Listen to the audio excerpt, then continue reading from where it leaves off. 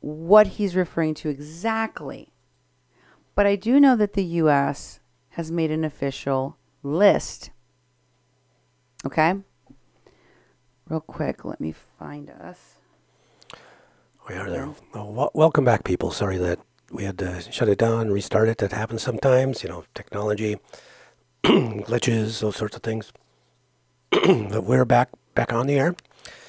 And we have a little bit in part one, just some introductions and stuff in the video that you would have missed. But we're going to go into it, right back into it. And so if you want to catch up and you're just catching part two, if you want to go back and catch part one, it was about a 20-minute section of the show. We're just going to continue the show on and not start over.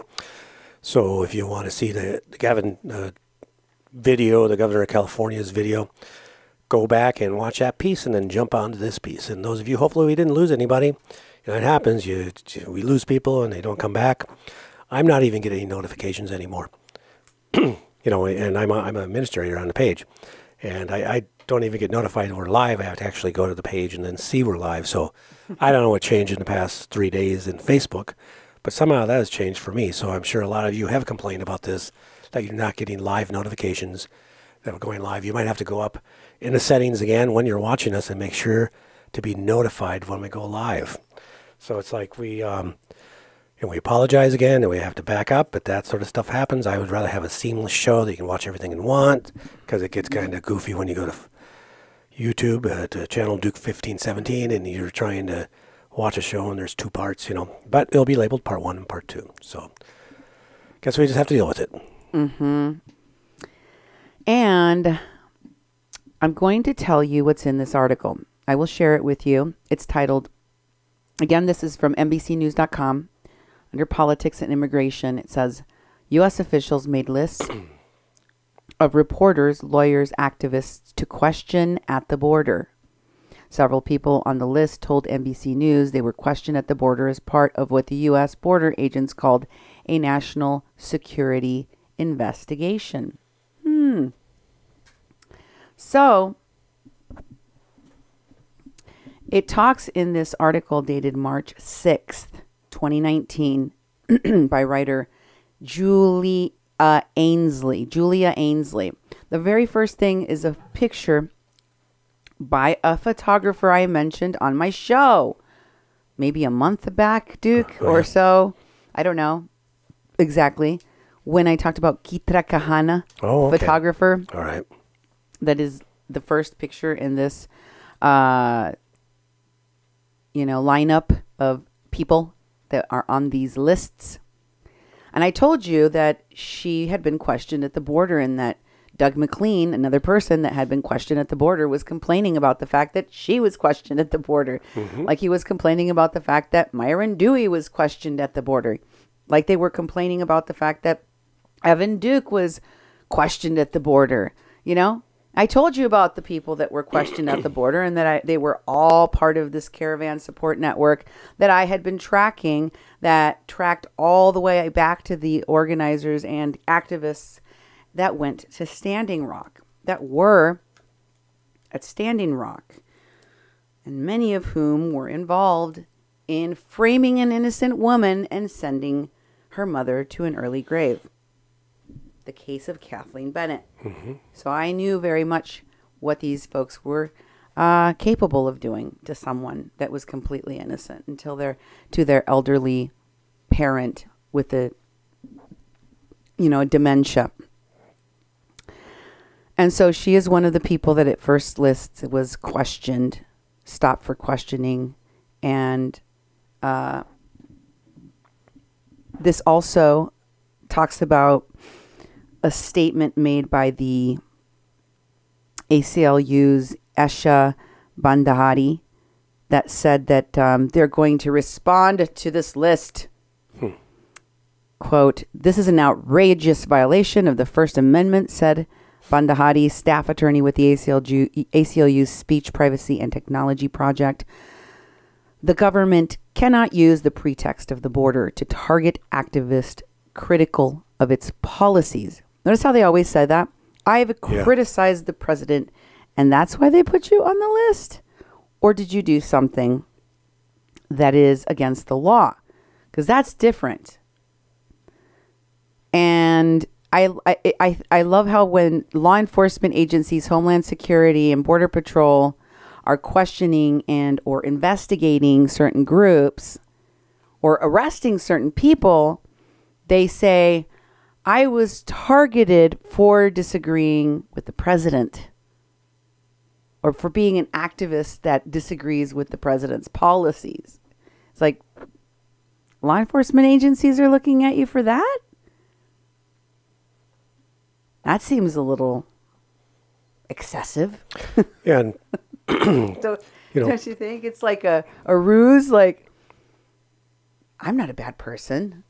There's no reason why Homeland Security be looking at me. I think it's just very, very unfair list they've made. Yeah. You're doing something because, we've been reporting on this for a while. Mm-hmm. All these American activists and people in Mexico and Tijuana, I've seen these activists do all sorts of horrible things. And they've been reporting to us. They've been on our shows talking about it. And this is the first time in mainstream media where they've picked up that, Homeland Security and the other government agencies are actually watching people too, because they've seen unusual things going on. And there's things you can't do. You can't go into Mexico and move a bunch of people across the border. It's against the law. It's against the law, and to practice your profession in Mexico without getting the proper visas and work permits to do that. You're going in there working illegal. And these people are also surprised, like, why would I be on the list? And granted, some people get on lists that really probably aren't doing it. And once they're questioned, they'll be let go, But a lot of these people aren't. And they need to be questioned. And you'll see on tonight's show is all these people's reactions of like, how come they're putting all these lists out? This is the government watching us, Well, get a clue. The government's been watching you since you were a baby. We've been watched by the government all the time. The eavesdropping, all the things that have happened in my lifetime with our so-called privacy have went right out the window. There's public cameras all over the place filming you. There's ways that people can listen to your conversations. Your email's been being watched. The NSA has been doing stuff for 20, 30, 40 years and collecting data on everybody. I don't think that stuff's cool. But if you're going to Mexico and you're participating with some of these groups and doing these things, you deserve to be on these lists. And also, you're very likely to get caught doing all these things that are not legal. And, then you have to explain why you're on a list to someone. And of course, the people that are investigating these cases, they can't come out and say anything because they're kind of under seal until the investigation is concluded.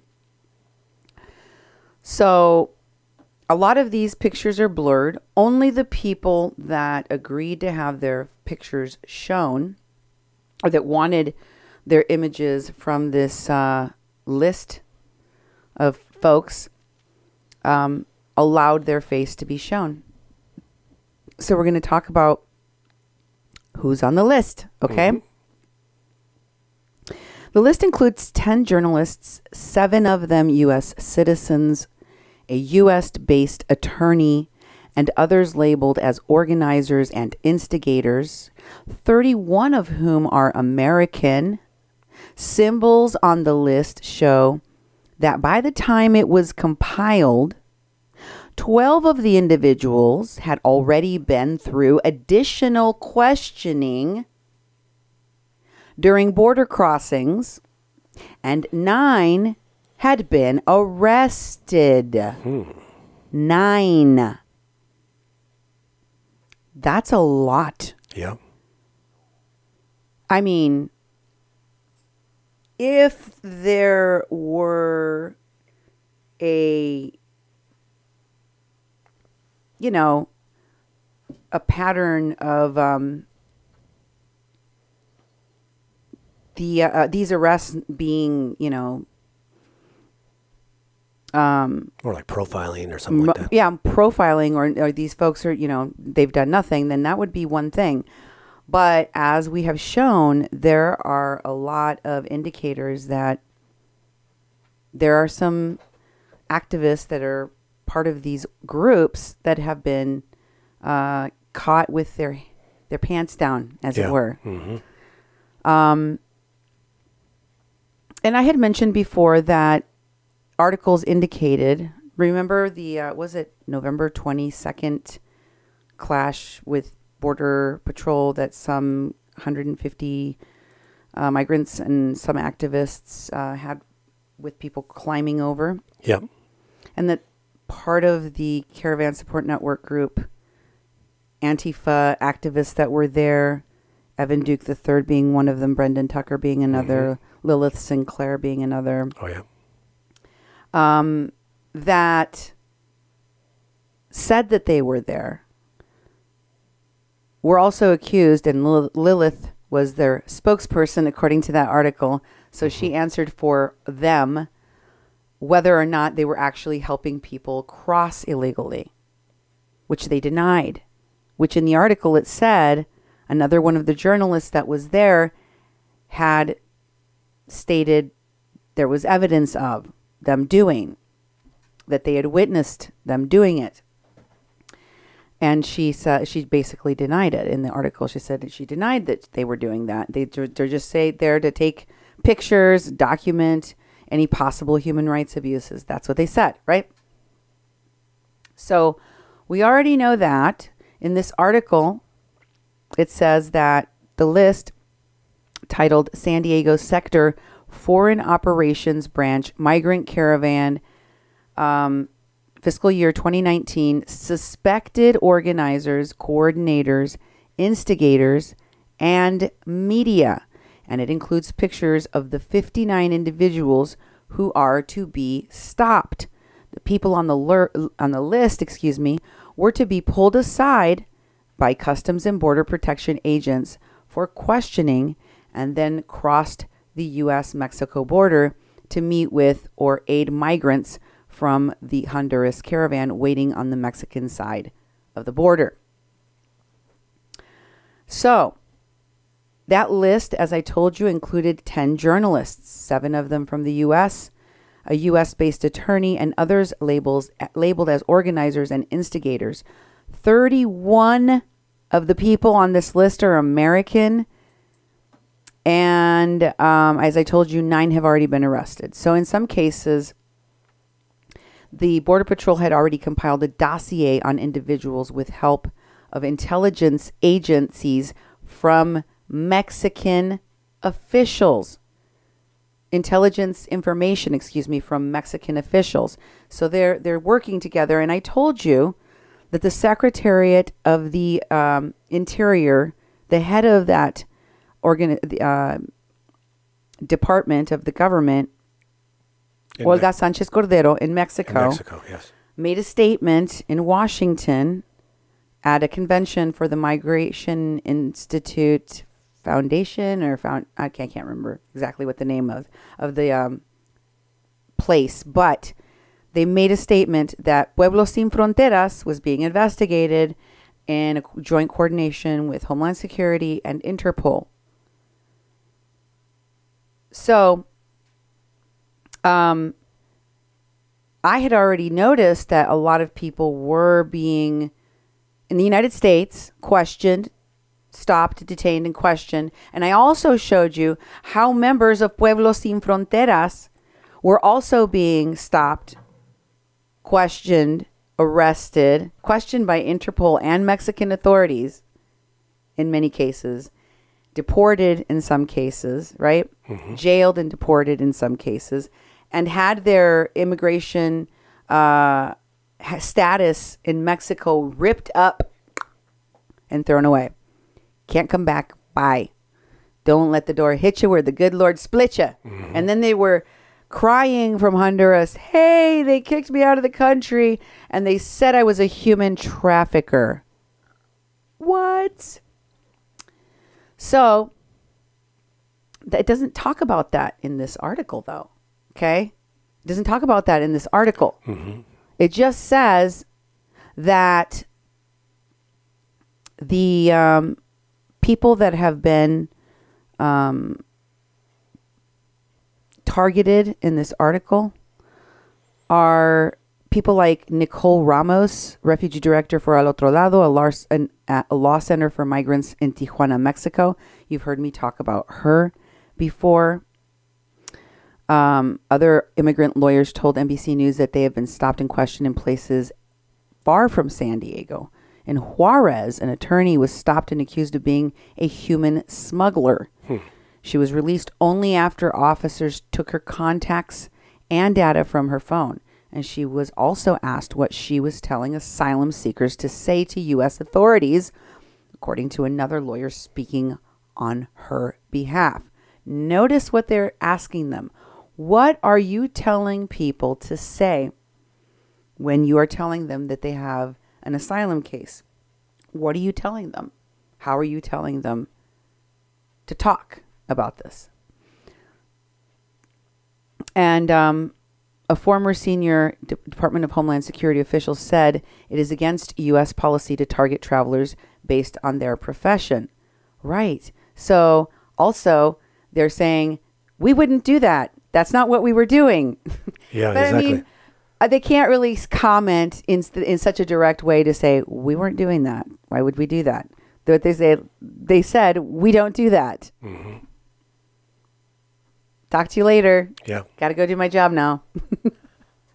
And they are, I don't think that it's a coincidence. When I see the people that are on the list, I'm like, yep, I expected to see you there. Yep, exactly. But what's really strange, what do you think, Duke? Well, again, it comes back to, the article was really brief on any other names, and also in these situations that another attorney was basically, deported from Mexico.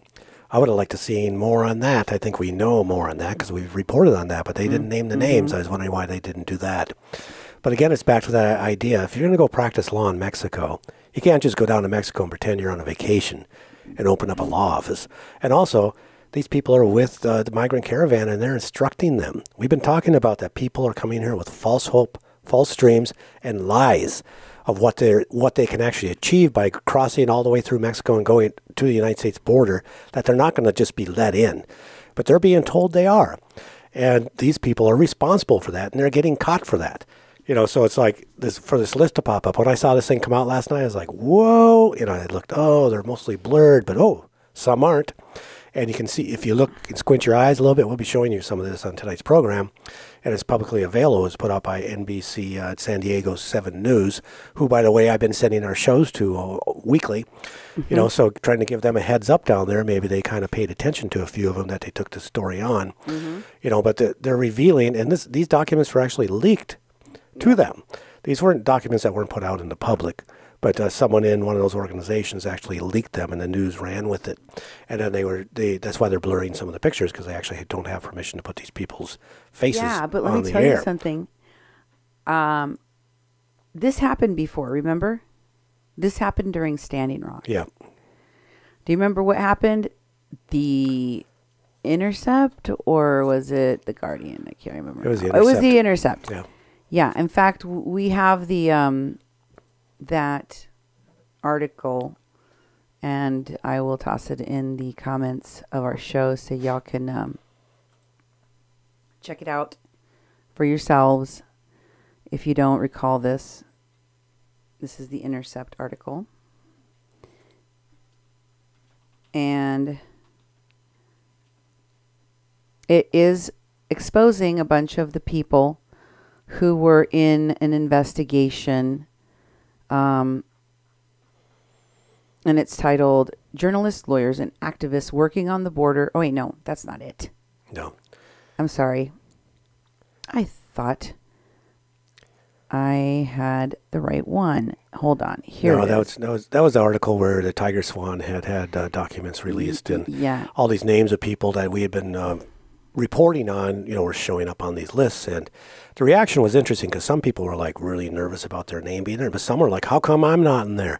It was like this badge of honor that they'd be named in the Tiger Swan, meaning that they're basically colluding with the government to abridge people's rights to do peaceful protests, and that they were in on this sort of stuff, that they were players, that they were basically agents, and also wanted, for what they were doing. And it had a variety of responses from people, but one that even in this current situation, I think some people are like surprised that they're on this list, and there's some people like, how come I ain't on it? And there's no badge of honor. I'm looking at the list going, where are the other people? There's got to be more. And again, this was only a certain amount. These are only like 9 slides or 8 slides that are actually leaked. There's probably a lot more on this data, but we're not seeing it all. And believe me, you're probably on it. The people we've been talking about are probably on it because they are looking at the same stuff we've been looking at that is wrong with the situation. That people are basically infiltrating this caravan, causing this caravan to cause chaos in Mexico, in several countries, and with the United States, and putting Mexico in the middle. These people do need to be held responsible. They need to be stopped. And I think the Border Patrol and ICE and the 4 or 5 agencies that are actually working on this and putting these alerts out are actually doing the right thing. If you're not doing that crap, they're gonna find out when they talk to you. Yeah, Standing Rock documents expose inner workings of surveillance industrial complex. And you know what I was frustrated about when that came out? By that point, we already knew that there was a bunch of people that were, we just called them infiltrators at the time, that we thought were,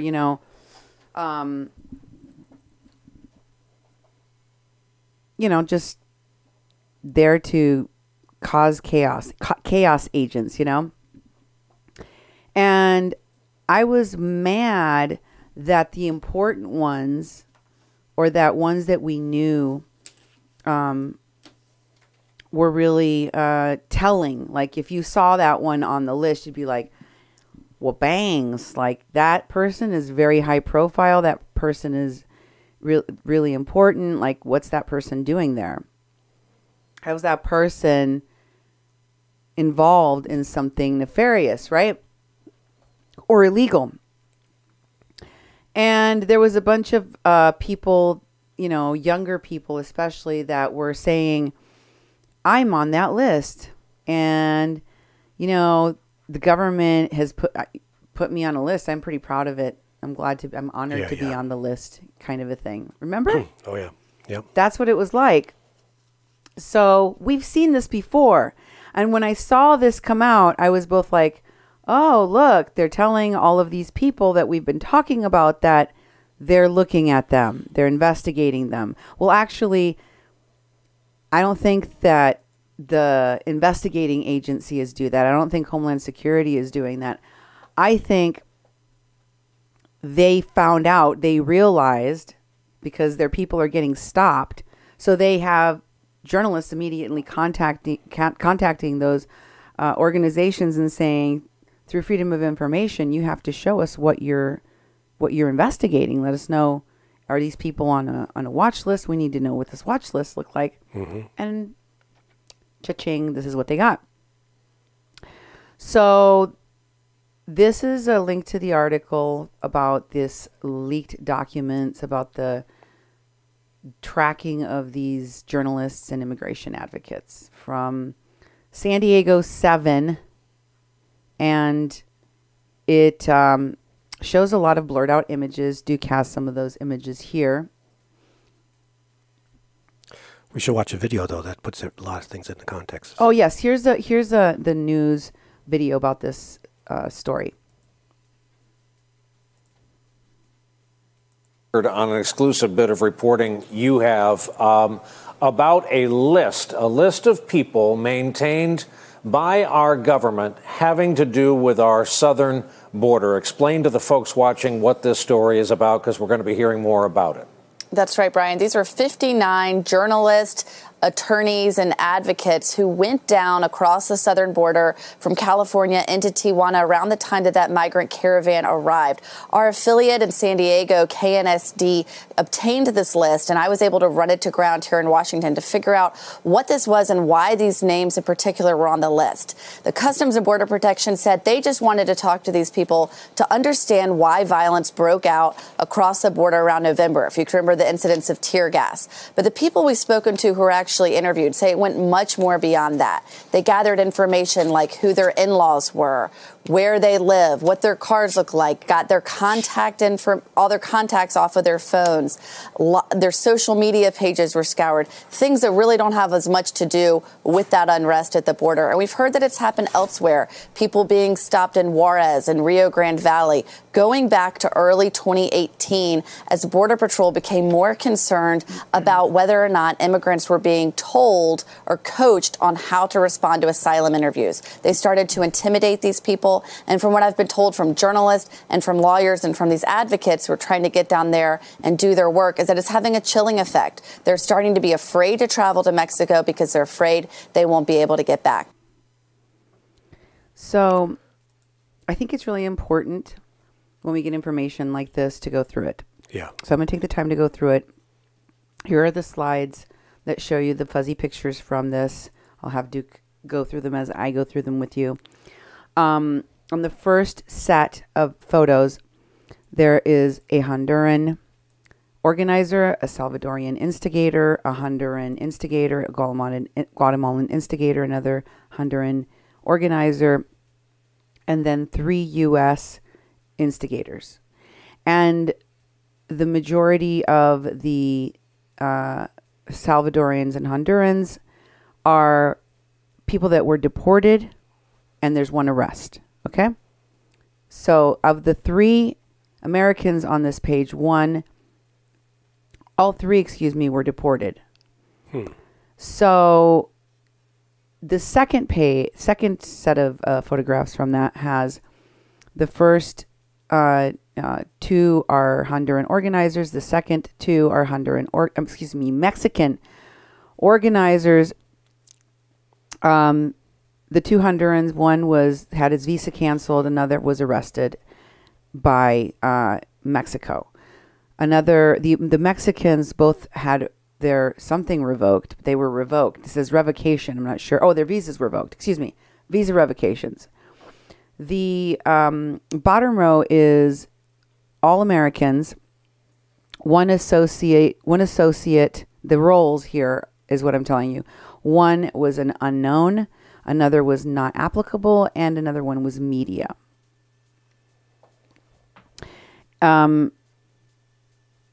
The first American on this group, the associate, had their Sentry revoked. Sentry is that fast pass that Nicole Ramos had taken from her when her co-founders of Otro, Lado. I'm not saying that's her. I'm just saying that's what the Sentry is. It's a fast pass. And only Border Patrol can say they revoke it, and they took it away from her, basically. I see. And the second U.S. person was interviewed. The third U.S. person was interviewed, and the fourth U.S. person was interviewed by HSI. Is that Homeland Security something? I don't know. I'm not sure. Okay. The next panel of people in this article, top row, you've got the first one is a Mexican journalist, and he was interviewed by FOB. I don't know what FOB is. Nope, I have no idea. I'm like, can I take a stab at it? No. I have no idea what that is. The second person was, the next 2 people are U.S. organizers. Both of them were interviewed. One of them by OFO. The other one, it just says they were interviewed. And the last one is a guy by the name of Nakamura from the U.S. His role is a photographer, and he was interviewed. The second row of people has 2 people identified. One is a U.S. instigator who is not identified. He was just interviewed. The second is identified as Ariana Dressler, spelled Drehsler. And she is a media photographer. She was interviewed. The third one is also from their name is also blurred.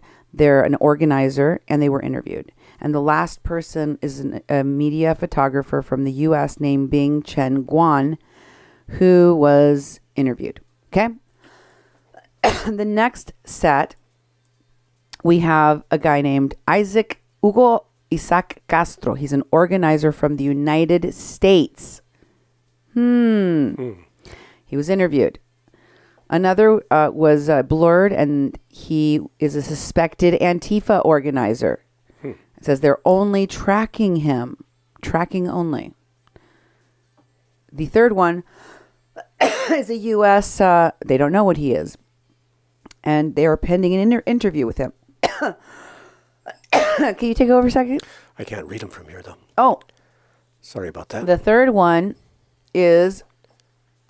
Oh, I remember this guy. He was the media photographer from Spain. I think he was in the Intercept article. Or the San Diego something Tribune. Union Tribune. Nemo, share the San Diego Union Tribune. Between that article and the other one that I shared with you earlier, there are named among there many people that were interrogated by U.S. Customs and Border Patrol. Lower and last line there is the U.S. unknown. He's pending. Another guy from Spain, a photographer. His interview is pending. Another U.S. photographer. His disposition is pending encounter. And then finally, a Honduran organizer pending encounter. So some of these people have not yet been interviewed. You would see why the authorities would not want them to be alerted, right? Yeah. So on this page, we have Kitra Ethan Cahana, who's a photographer that was the first mention in the article I was just sharing with you. Her photograph was in there. She was questioned. She's also pending encounter. You have U.S. They don't know what role they are. They don't have a disposition for them.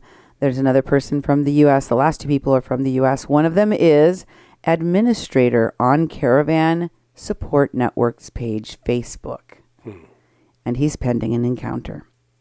Another one from the U.S., also pending an encounter, has no role designated. And the next one also has no role designated, and they're pending an encounter, and they're from the U.S.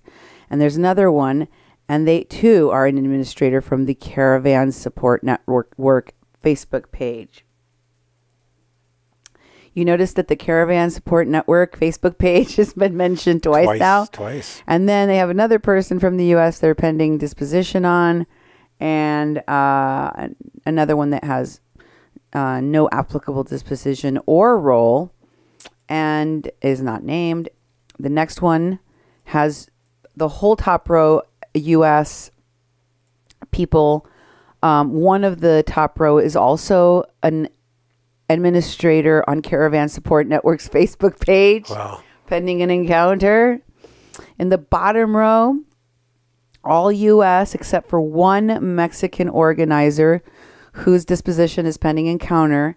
They're all from the U.S. One of those people who is identified is Nicole Elizabeth Ramos, the attorney for Al Otro Lado, who I've been talking about on my show.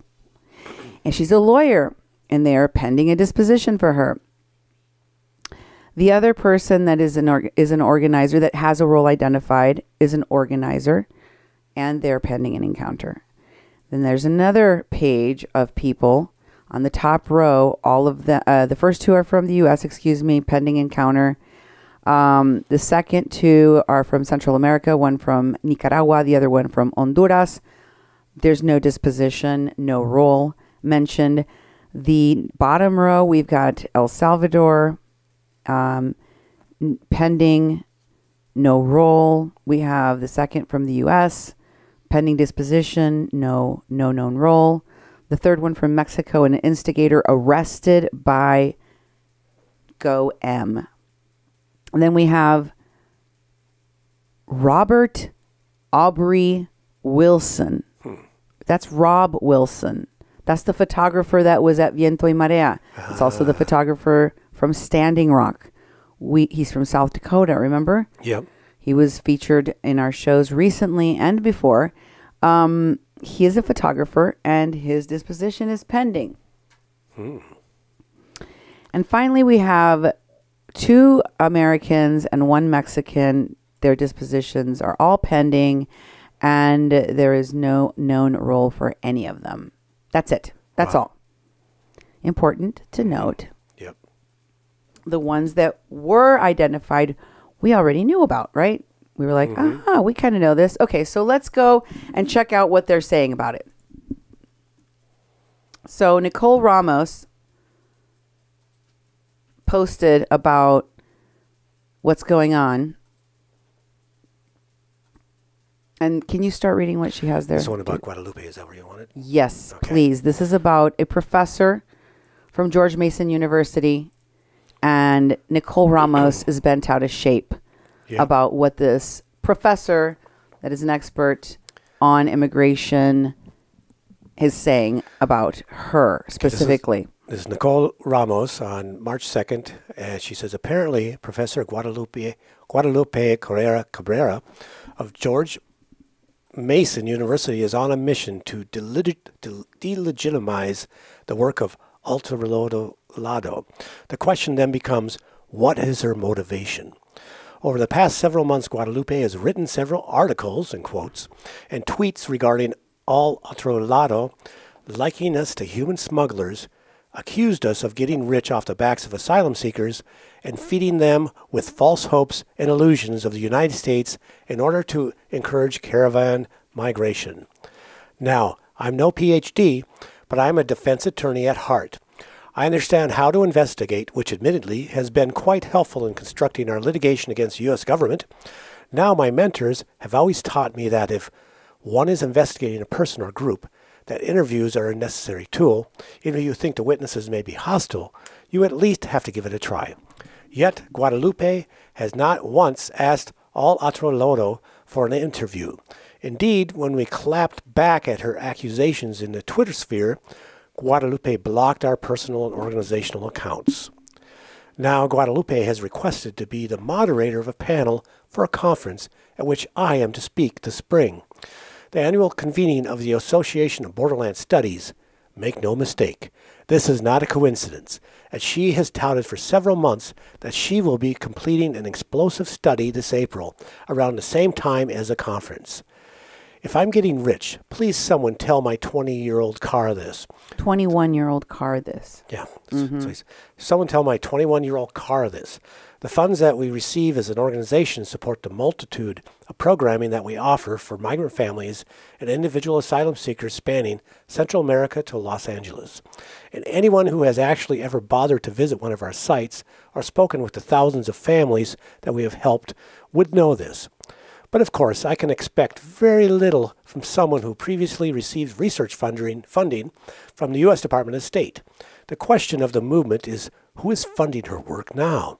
Maybe she should explain why the sudden interest in Otro Lado is things heat up are 3 class action lawsuits against U.S. government. So let's put it out on the table, shall we? Below, I leave you with 3 links to articles in which Guadalupe levies accusations against Otro Lado and photos of her baseless accusations-laden tweets. Where's the agenda, Guadalupe? I'm sure you can find our emails and our phone numbers. Why don't you engage in actual field work and request an interview like everyone else?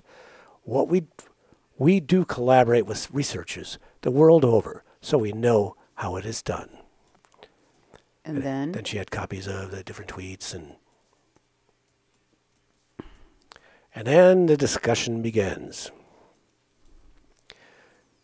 You know, there's a bunch of stuff in there I don't think is very useful, but is she a Trump supporter like Janice Janney? You know, you'll prevail in the panel session. Nothing she can do or say will delegitimize you. You know, someone's commentary is stale recycling of all this subtly anti-agreement conspiracy, theorizing and fear-mongering that came from the centrist Democrats in the lead up to the midterm elections, which is a slightly more complicated blame the victim narrative.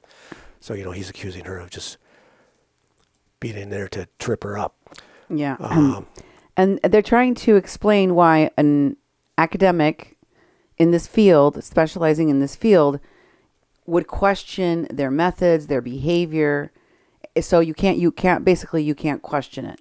And if you have ever received grant from the State Department, you must obviously be, a Trump supporter? Or no, they're tough reporters, too. You have to report a lot of what you did. A lot of support for her. Then you get to this woman, as of course we've talked about many times before, named Lali B. Oh, yeah, she's in here. Yeah. Let's scroll. Oh, hold on. There's a woman named Monica Brasov-Kurka. She's going to be important because I haven't talked about her yet, but she is among the people that I mean to talk to y'all about. And she says, going to ask friends at GMU about her. Phil Gamagalea, do you have anything about her? So they're like, let's check into her. Assemble. Yep. Let us do things. Yep. And then people start posting. And then articles. Rosemary Mancia says, this is how I caught on to her. Look at who she co-wrote the article with. Oops, I missed some replies here. Yep. And then Nicole Ramos says, well, at least El Otro Lado is in good company with Haitian Bridge Alliance. So I guess that answers your question about who was in the article. Yeah. Haitian Bridge Alliance. Hold on, let me write that down. Yep. And then someone says, what are the conference details? Attendance. Should we help? If our side numbers is large people who don't know facts, don't know truth, some can be reached. Explain how to critically think might help. So they're talking about basically jumping in on the conference, crashing the conference. Mm-hmm. Mohammed Sheikh. Let me see. Mohammed Sheikh. When dogs bark at you, don't bark back at them. You ignore them. Ignore you them. don't bark back. Yeah, That's funny. I made it a point of screenshots. Okay, keep going. Oh, go ahead and read Lolly's. Lolly B. Ugh. I can relate to this. I'm sorry you're going through it. There's a woman in North Dakota who runs a radio/Facebook live show, slandering water protectors who were at Standing Rock, and she has been showing my live feeds from Tijuana and accusing me of similar crimes like human trafficking or exploitation, and she is known to be funded by pipeline companies. She's talking about... I don't know, some woman in North Dakota who's doing Facebook live things and has a radio station. She's talking about me. Yeah. And no, I am not funded by pipeline companies. As you know, we're a 501c3. That's right. Another target of hers, and I haven't had much recourse to respond to her besides reporting the individual videos as harassment. Mm-hmm. What else can be done about slander like this? She claims to have connections in Tijuana, too. And those accusations are serious. So I'm nervous about returning without addressing her lies. Sigh. I don't know why people sit around and expend energy targeting people and helping people in need. I don't do that. But you are not one of those people that are helping people in need. That's right. And she says, you are a superhero to Nicole Ramos. Yep. Okay? For all you do. Mil gracias for all you do. So and there's other posts that link Lolly B to working with El Otro Lado. Yeah. So we know that her and Jake Lee, they're working with those attorneys, if not just among others, but they're definitely working with attorneys from El Otro Lado. Mm-hmm. And then deeper down,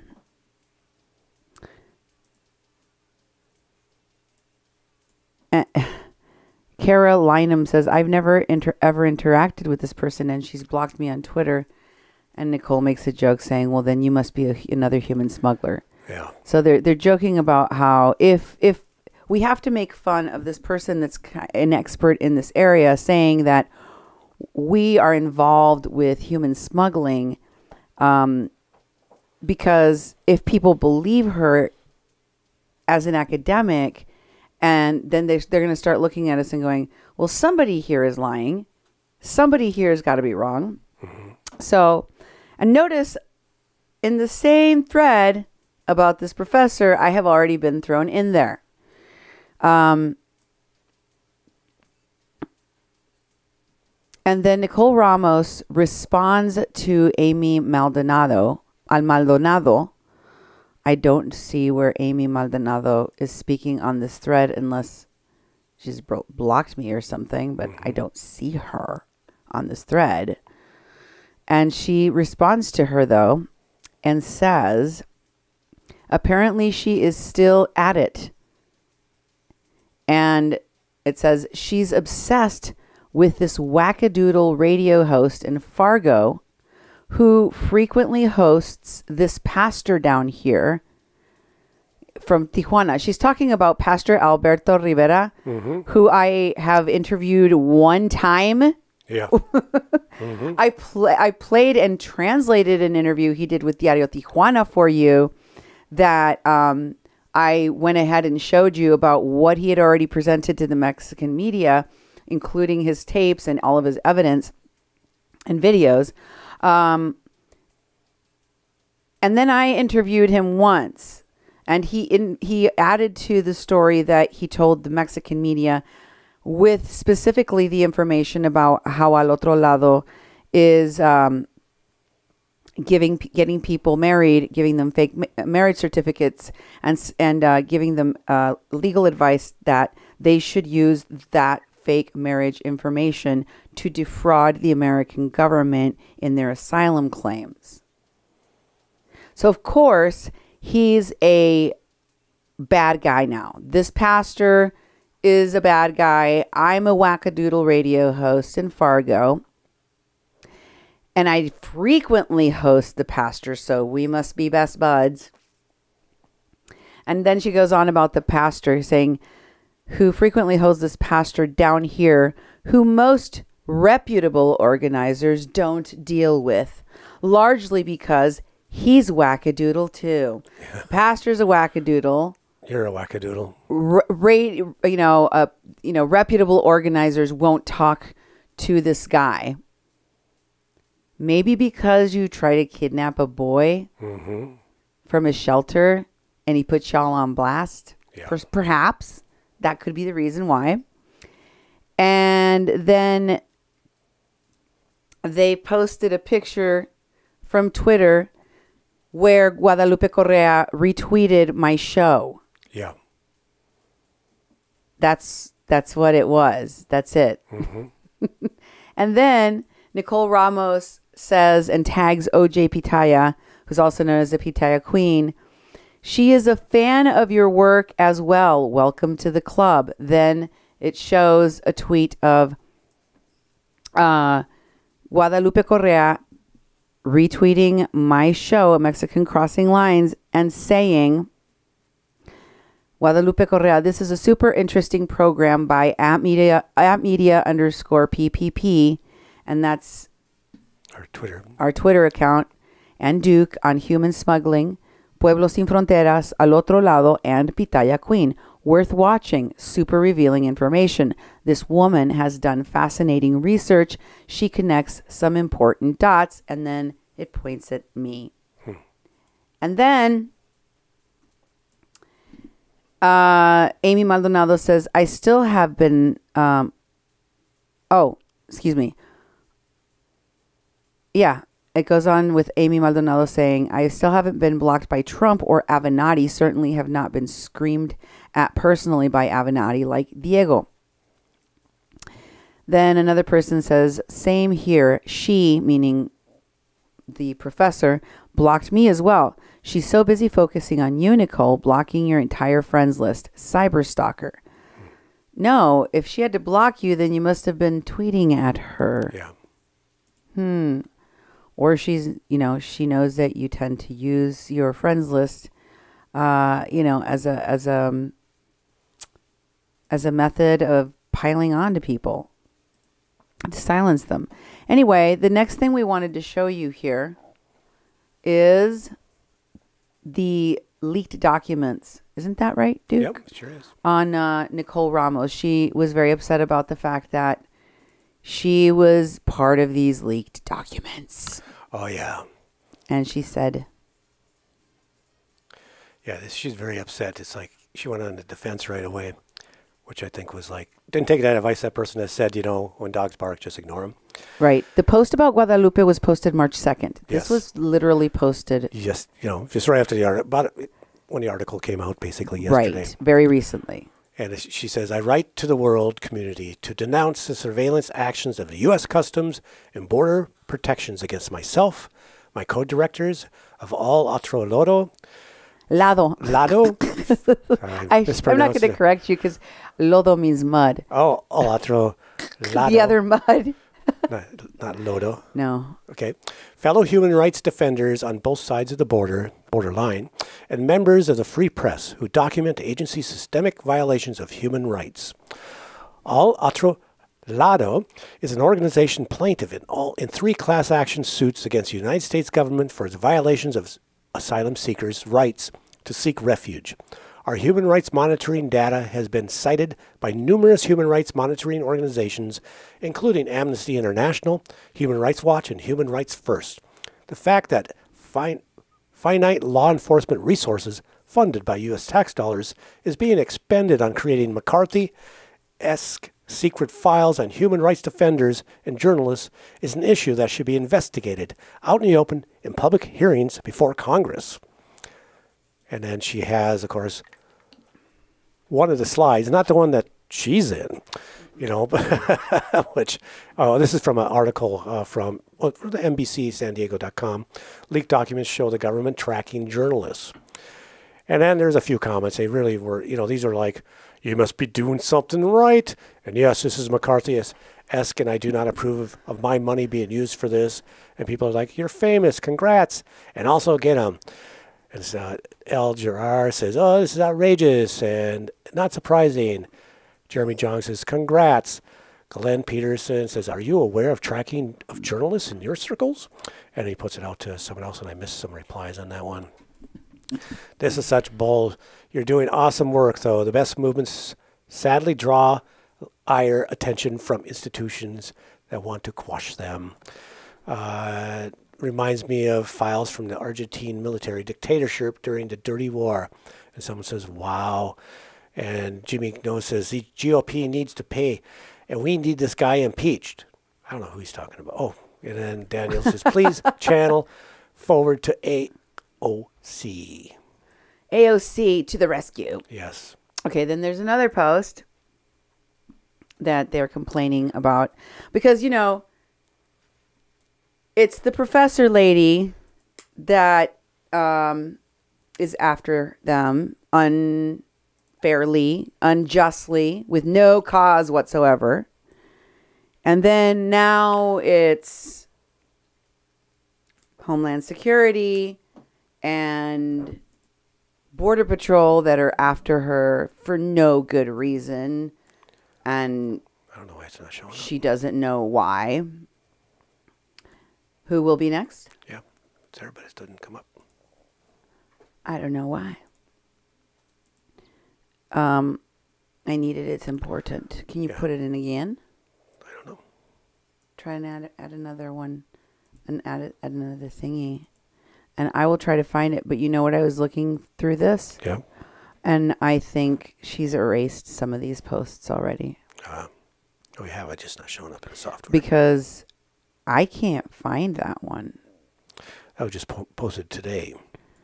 Yeah. You know what her top post is today? Her top post on her page was from an hour ago. And... oh, is this Daj? Is this Kaji? Oh, it is Kaji. Okay. Okay, that's why I couldn't find it. I have it labeled as something else. Didn't make sense. I was like, what's going on? Oh, so it says, even clergy is dangerous to the U.S. government. My friend, Kaji Dousa. Yeah, I told you clergy's on the list. There's clergy that they get involved, right? I told you this. So even clergy are dangerous to the U.S. government. She said even clergy is. Yeah. Clergy is plural, so it should be are dangerous. But anyway, forget about it. My friend Kaji Dousa, I don't know. How do you pronounce that? Mm-hmm. An ordained minister from New York is on the secret government watch list. Her global entry was revoked.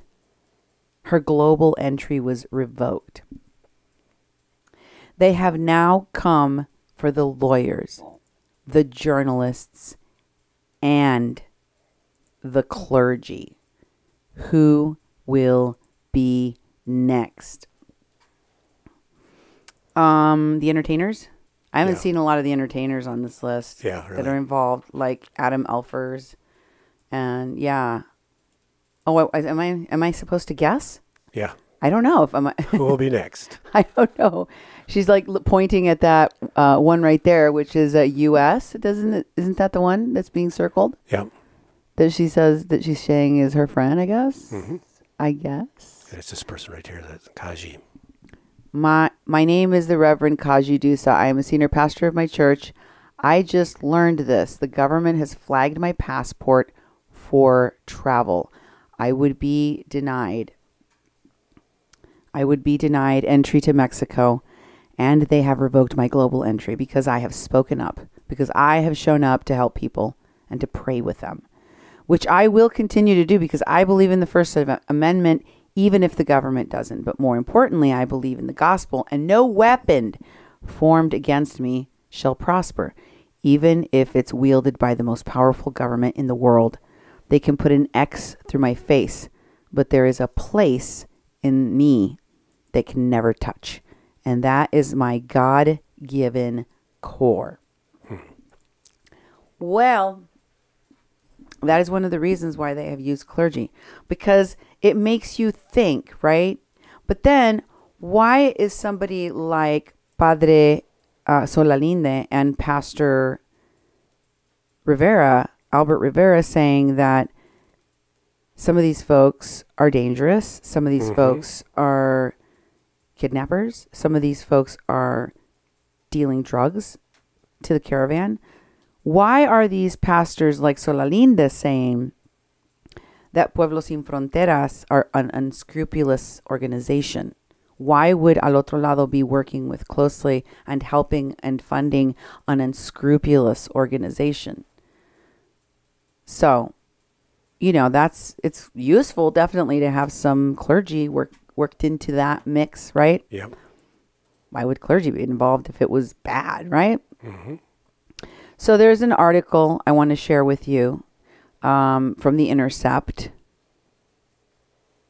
about people that were listed before in an article that I shared with you before by Ryan Devereaux, that had a list of people that said, I was one of the people. Okay. Remember? Mm-hmm.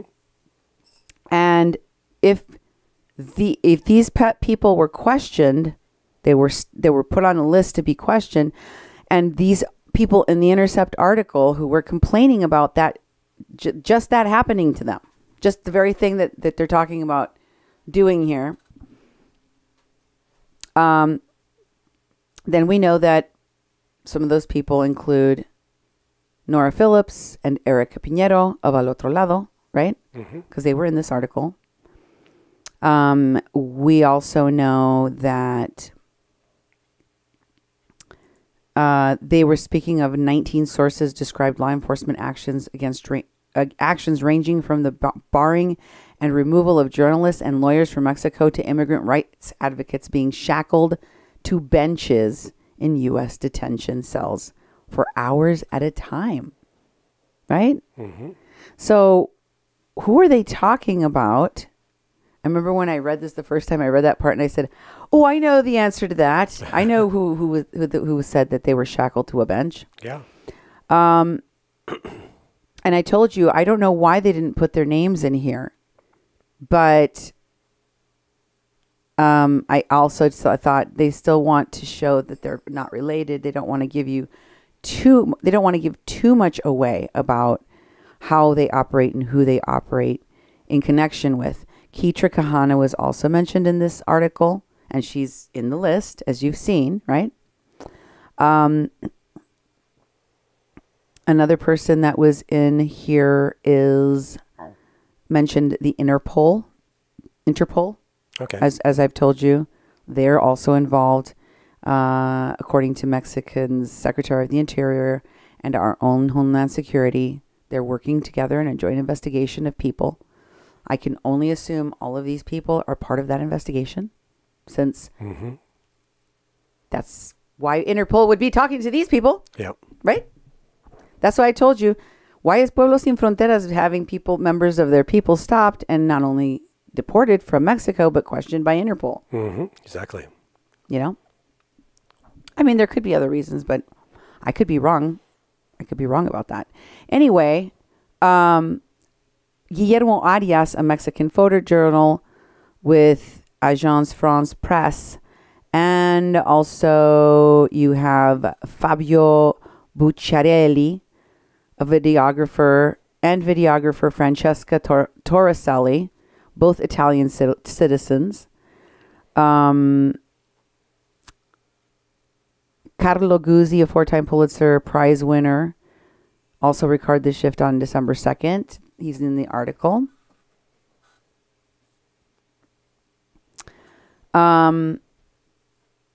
Then there are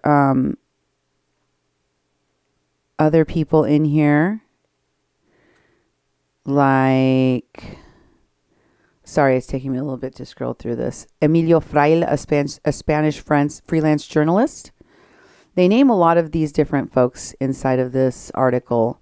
So I will let you go back through here and see how many of the people that were in that article we talked about, or did you recognize, that were mentioned, that were stopped, you know, that they said, they self-reported and said, I was questioned. Yeah. I was one of them. One of them was Sinbad Rumni Guggenheim, an independent documentary filmmaker who spent 2 months with the caravan. Not surprised. During his second encounter, he was questioned about the New Year's gassing and whether he was an activist. He was. Yep. On his way to Europe. So, yeah. And the border angels are mentioned in this article. Okay. Volunteer Hugo Castro. Oh, that was another person we just saw in there. Hugo Castro, right? Mm-hmm. Another person. Alex Mensing was one of the people in the CBP photo lineup. And Alex Mensing was just in the report that I'm going to show you. I still haven't showed you him, but he's in there. Okay? Jeff Valenzuela, a Pueblos Sin Fronteras volunteer, said he went to a second screening. It's worth going through this article and just pulling out the names, because I'm going to guess that a lot of the people that were in here are also on that other list. Yeah. Many of them are with Pueblos Sin Fronteras. So that's another place where you can fill out this list, start taking mental note. Who's on this list? What are they doing? This is how you learn how to map this network, how to do this network analysis of who's connected to who, what they do, right? Yep. So we got to Kija Souza, right? Did we do Grupo Beta? Okay, so today, on the 101st consecutive day that Al Otro Lado's Border Rights Project has operated human rights monitoring at the U.S. port of entry in Tijuana, Nicole Ramos says, our volunteers were threatened with arrest and deportation by officers of Grupo Beta, an arm of the Mexican Immigration Institute of Mexico. It would be like our ICE or Immigration Authority. Mm-hmm. Specifically, Grupo Beta officers threatened Al Otro Lado. Okay, here's another person that's targeted them. Yep. Grupo Beta, given authority under the Mexican Institute of Immigration. So who we got? We got me. We got the pastor that's accused them. We've got the professor from George Mason University, Border Patrol, Homeland Security, and Grupo Beta. Yep. Are we all crazy then? Yeah, FBI. How do you discount all of that? I mean, this mounting pile of crap you're posting about on your own page, Nicole. All of that, all of it is discredited. Really? Starting to get hard to shovel that enormous pile that you claim is all, manufactured against you. Manufactured by Homeland Security, by Border Patrol, by the Mexican authorities, by this George Mason University professor, by Pastor Albert Rivera, by me. All of us are manufacturing lies and slander against you because what if it was true? Yeah. That would mean that you started an organization that's taking in millions of dollars to defraud people, to do things that are criminal. That's what it would mean. That would be the reasonable and justifiable explanation why so many different people are looking at you and saying, what you're doing is illegal. Stop doing illegal things, Miss Lawyer Lady. Yep. That's what these are. They're trying to communicate this to you and to Nora and to Erica Pinheiro. There's a communication problem, though, because you're not listening. But that's not the fault of all of the people that are communicating with you. It is your fault that you don't want to hear it, right? Maybe you should listen. I'm just saying. I don't know. You probably don't even want my advice. I'm just talking here. What do you think, Duke? They probably don't want my advice. Well, also the FBI is one of the groups too. There's 5 U.S. organizations that I said there were 6 or 7. No. Okay. But, and just in the one with the list, but other people. And what I'm seeing right now is a whole bunch of people coming to their defense. Like, this is government spying on you. It's like people. Well, it's Mexico's government. Yeah, it's several governments spying on you. And it's for, some of the stuff you're doing, That's the whole thing. The arrogance of Americans, that's why I think the Americans are activists and American lawyers and American instigators and organizers, or whatever they want to call them, have this arrogance that you can just go trample into another country and start doing stuff. And there's different laws, there's different protocols, there's different culture. There's all sorts of things that are different. And they're in there doing stuff like it's all the United States because they're running off of that arrogance and privilege of being someone who's from the States. And I think that the funniest thing about this is that all these people are scared now. Some are still in Mexico. Yeah. And they in order to get back to this country, they're going to be questioned. And there's other people are like, they're putting all sorts of alerts all over their pages. I don't know if I'm going to go there now. I'm a little bit nervous. Yeah, you should have been nervous in the first place because of the things you were doing. The things that the organization that you are supporting and working on the behalf of are doing some pretty shady things, and it's catching up to them real fast. So let me show you what Grupo Beta is, just for those of you who don't know. Oh, wait, let's finish this. It says, did we finish the first part? Yeah, we did. There? We did. Okay, so they directed them to take action against us. So this is the Mexican authority being told, don't let these people do the things that we've told them. Perhaps more vile than threatening to arrest and deport individuals involved in the defense of basic human rights is the campaign of defamation. Here's another person that is defaming them. The underarm of, the National Immigration Authority in Mexico, Grupo Beta.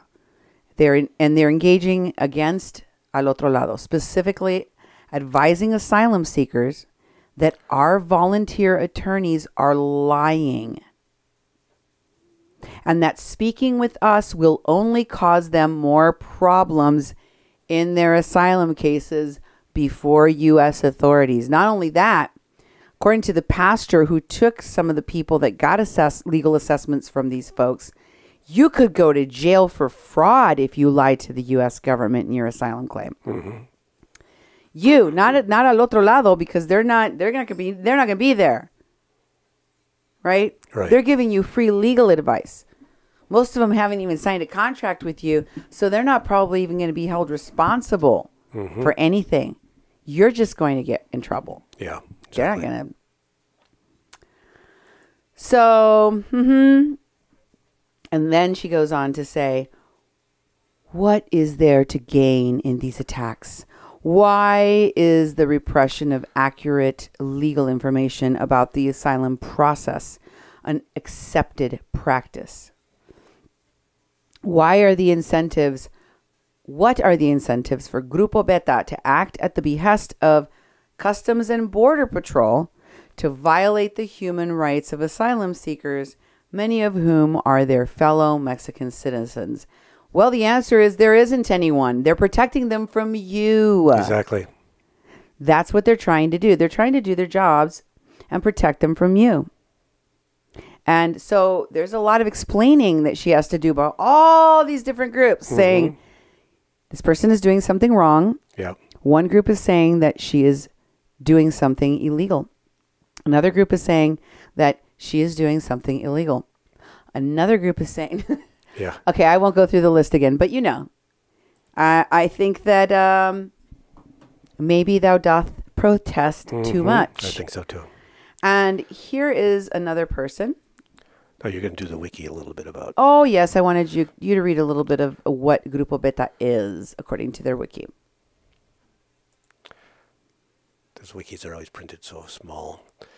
Grupo Beta is a service by the National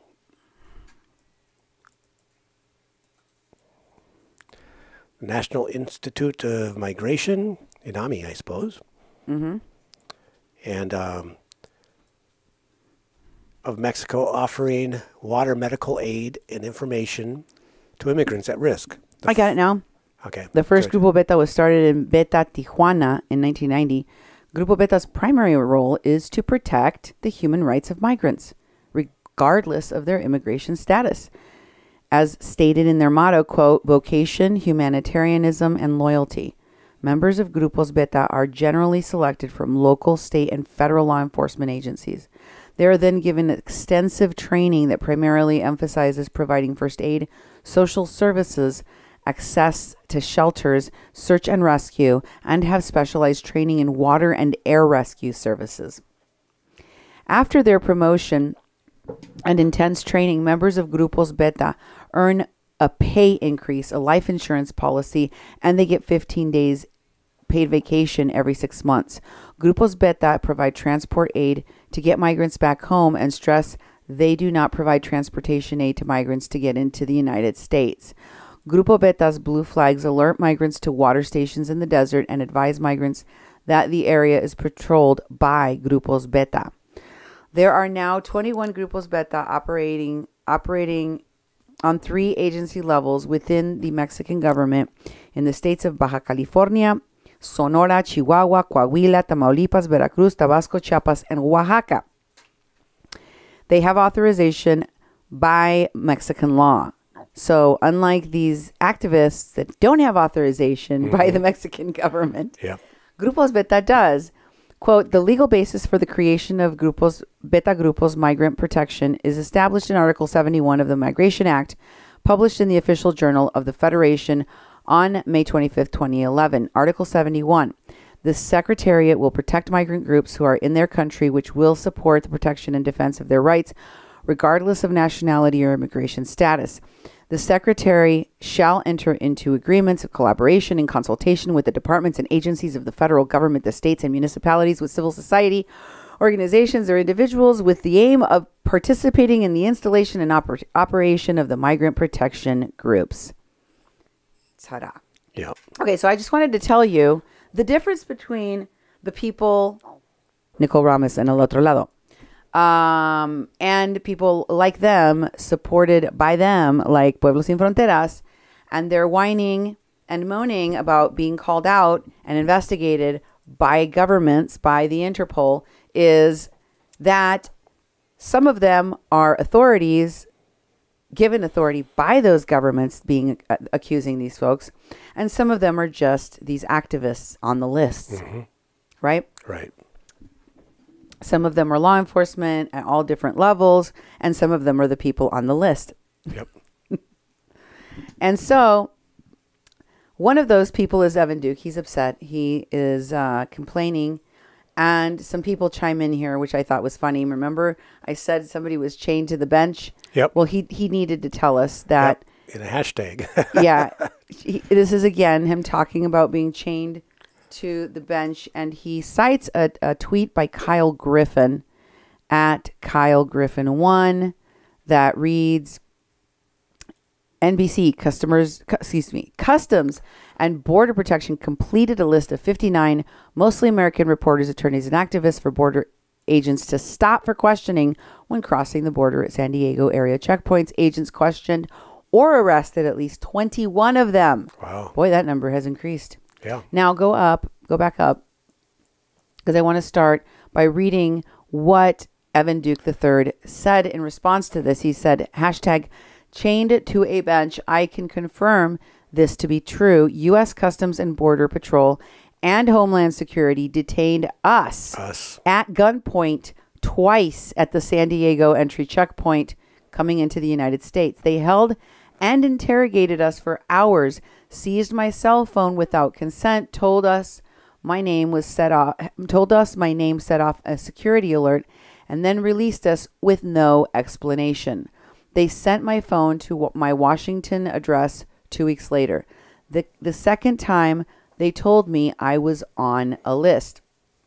And if you scroll up, there's a... Keep going.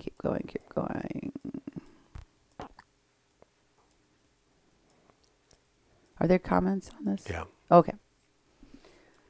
So he posts the article about the leaked documents, and then Jaime Scepkowski says, did you email NBC and confirm you were on there? Let's contact the ACLU collectively. And he responds to her saying, I'm not sure that I'm on the list. I can certainly confirm how they handled me crossing the border, though. Looks like several people we know are on it. He's like, well, I can't be 100% sure, but all our friends are on there. Yeah, really. And you're on there, Jaime Scepkowski. Yep.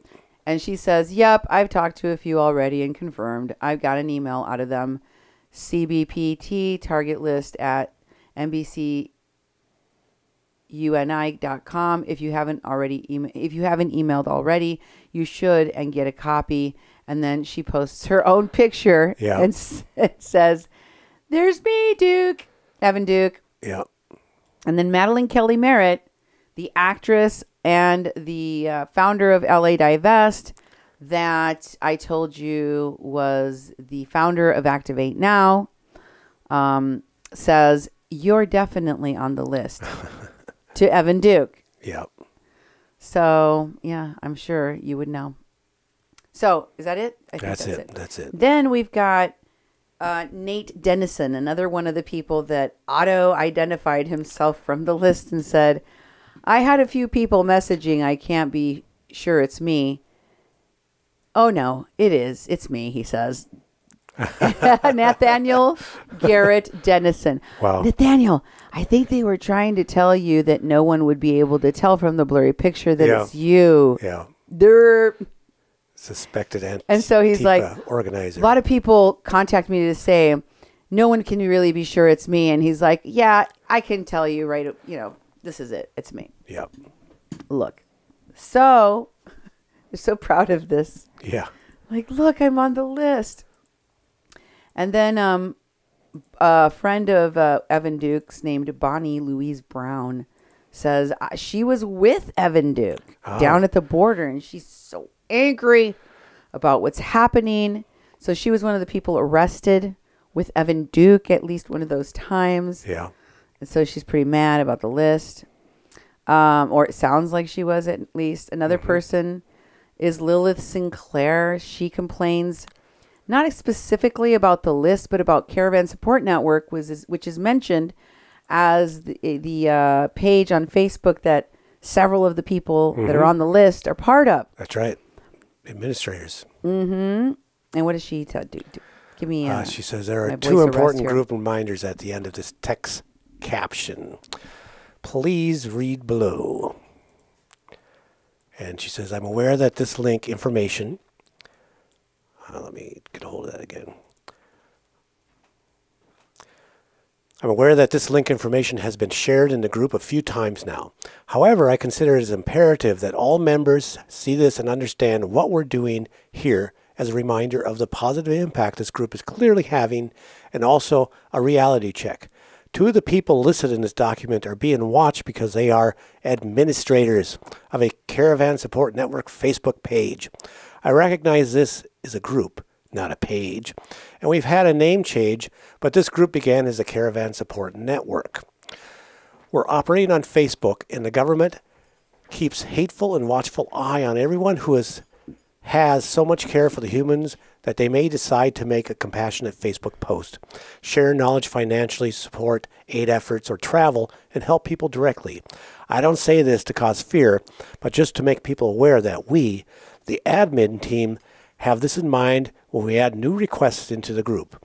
I want to remind people of two things. Do not openly plan explicitly illegal activities in this group. We encourage a variety of tactics in directing and supporting asylum seekers and others affected by the border. And of course we're doing illegal stuff, but don't write about it. That's right. Don't say it out loud. And the protesting of the policies that would negatively impact them. But we cannot condone or support the planning of any illegal activities on a platform that is not shy to work directly with the government and law enforcement. Open discussion of such plans as groups for removal of the group. So if you say anything, we're going to get rid of you. Yep, Community keeps us safe. Don't screw it up. Don't screw it up. Community keeps us safe. We have a healthy and robust admin and moderator team keeping an eye on sketchy, problematic, or abusive posts. But we're not all-seeing. If you see something we've missed that you don't think belongs in the group, we encourage you to bring it to our attention. Just don't hit the report button, please. If you go to the members section of the group info, you can find out a list of our mods and admins. Please tag one of us on the post that you have issues with, or send us a direct message with the link to the post that seems problematic. We know that the government pushes back against most those doing good and significant work. If we weren't on their radar at this point, I'd probably question how effective we're being.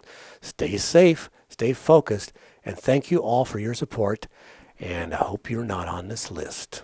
She obviously thinks she's on this list, don't you think? Yeah, exactly. And I think that she also feels like, you know, she doesn't want to alarm anyone, but she's kind of alarmed because there's a list and she knows a lot of the people on the list. Mm-hmm. And they specifically name the Caravan Support Network. And now they know that they've been monitoring the Caravan Support Network. And so be careful about what you talk about in here because we can't be criming. Mm-hmm. Exactly. And then she goes, but don't worry about the list because totally nothing to be worried about, even though I spent most of this post worrying about it. Mm-hmm. It means we're doing our work. We wouldn't be doing our work if we weren't being sought by the government to stop. Right. You know you're not doing your work right unless the FBI is knocking on your front door. Exactly. You've got a SWAT team knocking down your front door. Yeah. Right? Right. That's how you know that you're doing your job right. You're getting arrested and taken away. Mm-hmm. Is that how you know you're doing your job right, dude? No, You're waiting for somebody to knock down your door. No, I've heard that before, though. I've heard people do that usually in justification when they're actually running for something. They're really scared about it. They say, well, we must be doing our job, that they're in here seeking us and, going into our Facebook, which is, publicly available information. And people think they have this secrecy going on, and then they're trying to backpedal is, just make sure you clean your stuff up. Don't actually put the real strategies in here, even though we were before and these people are on to us. Don't do that anymore. But, since we're actually in this being sought by these, 5, 6, 7, 8 government agencies, we must be doing our work well. I've seen groups do that. I knew an organizer who said, if we're not being sued once a year, I don't think we're doing our job. And it's like, man, that is an attitude that I don't want to carry, because you spend your time in court, you're not going to be able to do your job because you're defending yourself. I think what she was doing is basically backpedaling, trying to give messages to tell people to, be careful, lock it down. And well, we're on this, but we're not worried. This isn't bothering us, although I just wrote a whole bunch about it. Yeah. Yeah. Well, I don't know if she's on the list or not. I think she's a little bit worried about it. But you should also know Lilith Sinclair isn't her real name. This is her real name. Her name is Kiara Horsley. Kiara Horsley. And this is her picture from her ID. Here's another one. Kiara Horsley is on this site where you can look up. She's a She's a female from Washington, D.C. You can see that on the site that searches for people's information. That's her real name. Okay. But she goes by Lilith Sinclair on Facebook. And also, there was somebody else that talked about being on the list. Dun, dun, dun. It was Pitaya Queen. And Pitaya here is talking to that pastor or that clergy member that Nicole Ramos posted to. Kaji Dousa. So they obviously know each other. And Pitaya says, I am a scholar. This is at the end of a post where she's talking. I'm going to show you yet. I think it's still coming up here. Did we finish the Lilith Sinclair one? No, I don't think we did. We'll go back to the Lilith Sinclair one for a minute because I don't think, yeah, we didn't see the whole thing. Okay, so keep going. Hold on. Oh, you have to get rid of the other one first. Yes, I see. I see. It is that one, yes. So you see Jaime Scepkowski, the person that it was talking earlier, and she said, I'm on the list. Remember her? She's talking about it here. She says, I'm on the list. I could have used a better photo. They could have used a better photo of me, she says. And Bertie Gutierrez of Bridges of Love Across Borders, one of the people that runs the Caritas shelter in Tijuana that I was just recently talking about, was in that Teen Vogue article, right? That gave the letter to Nicole Ramos that said that the LGBTQI caravan was in danger. And Bertie Gutierrez says, is there a way to see the list with names on it? Yeah. And Jaime says, email CBP target list at blah, blah, blah, and ask specifically if you're on the list. They emailed me back with the info. I don't know that we can access the full unblurred list or not. I'm still searching. And Bertie goes, thanks, sis. Yeah, because they're in the same group of people working together. And then OJ Pitaya, who is Pitaya Queen, who is Roberto Nakaiflote, says, I am on the list as well, listed as an organizer, lol. I am an anthropologist, a.k.a. scholar. And then Jaime Scepkowski, OJ Pitaya, she says, damn, I am a herbalist and medic. Didn't give a specific, I think they meant to say they. Yeah. They didn't give a specific of my work on the list, though. Yeah, OJ and Jaime are talking about how they weren't properly credentialized on the watch list. On the watch list. They should have their correct bio on there. Right. And OJ Pitaya says, yes, but my job is to be an ethnographer, and my project is on immigration. They list attorneys as attorneys and journalists as journalists. Well, I am an anthropologist, and we do ethnographic research on this topic. So they are obviously disregarding I am a scholar, and I go to Harvard, and I have IRB approval. Yeah, and you're wanted by the law, too, by the way. And then she goes on later on saying in this post, and scholars, I am an anthropologist listed as an organizer, but I'm doing ethnographic research. And Kaji Dousa says, I'm so sorry. I am very grateful for your work and stand with you. What do you think, Duke? What do you think about their beef about this? It's crazy. You know, they're wanting to be correctly credentialized on a list that they need to be questioned by the government because they are being, potentially accused of doing crimes. They're being investigated, and it's like, I got my information wrong, and they're actually giving it out to other people. Well, we can go through the list and they could just be people that they needed to question because they had some knowledge or involvement with the events that are being investigated. Yeah, but these people are going out publicly and they're adding, and they're being watched. I mean, it's like, how much are you going to add that is going to get yourself in deeper? If you go to a lawyer and say, I might be, I'm concerned because this is happening to me, the first thing they tell you is, well, don't be posting stuff on social media. Don't be going to public events and talking about this. Sit back. We'll talk to them. We'll figure out what's going on. And if you want to be safe and not be implicated, let's take care of that. But these people are out there saying, well, they didn't put my right credentials. In fact, I'm one of them, even though you didn't know it was me. It said organizer. Okay, I'm going to go back and look at the list now. How many say organizer? And from the blurred image, which one is Battalion Queen? You know, that's what I'm going to do. And she's basically encouraging you to do that, you know.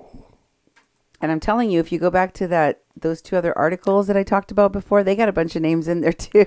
Yeah, exactly. Lots and lots of names. Okay, so then here's a post from Doug Warren. Remember, he's one of those sex workers among these. He was the one talking to Lilith Sinclair, or Kiara Horsley, as she is really called. He says, I know folks in this list. Yeah. We know, Doug. We know that you know the folks in the list. Yeah. You're probably in there, You're hanging out directly with the people on the list. At that camp in Texas. Okay.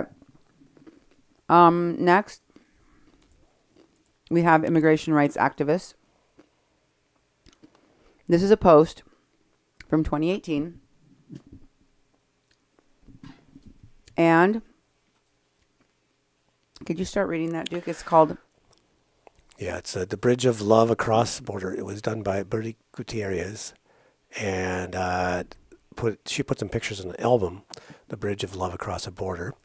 And this Bridge of Love Across the Border started in April 2018 when the last Central American caravan arrived at the Tijuana border. After seeing so many families and their children sleeping out in the cold, waiting to be interviewed for the political asylum, many folks from this side of the border started sending help. 2 specific shelters caught my attention. The Caritas shelter and the LGBTQ shelter. One shelter was held up at gunpoint and someone tried to light the other shelter on fire by placing a mattress on the door and setting it on fire. Well, there was... But let me just clarify that this is a post by the organization Immigration Rights Activists. Okay? Yeah. And it is a quote taken from someone else. I see. Okay?